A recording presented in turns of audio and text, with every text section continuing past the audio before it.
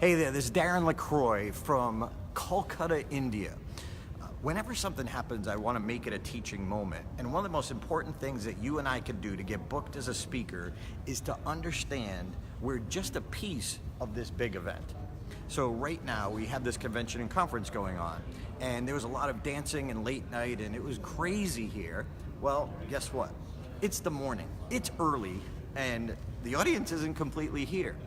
So Vishal is the event planner, and for you and I to get more bookings, the most important thing is our relationship with the event planner. We need to see, they need to know that we're just a part of the event. Ego is one of the biggest problems, and event planners know event planners, and they talk, they know each other. So for you and I, getting rebooked is the fastest, easiest way to build our business. So Vishal, if you could join me here. So Vishal is the event planner. So just tell us real briefly what happened and why it matters to you that I know you're the boss, yes, and I'm just a piece of the piece of the event. Yes, I know. We were a little haywire with the timing last night because of the late night party. But this morning we were supposed to start at 8, but now we don't have enough people. So we had asked or requested Darren to reduce his session. The reason being, it's about everyone attending the event. It's just because Darren is a team player and everyone else is. So Darren has gracefully accepted that it's just not about you, it's about looking at the larger picture, it's about the event, it's about the people. So we had to cut short his presentation time from about 60 minutes to under 30 minutes. So we're gonna move back the starting time in order to take care of everyone. So thanks. I know you're busy, so go do your thing, but thank you for doing that. So for you and I learned this early on in the National Speakers Association. 80% of paid speeches come as a result of people who've seen you speak.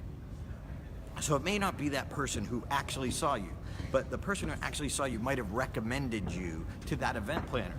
So for you and I, how we are at the event, how we handle ourselves, affects our relationship with the event planner.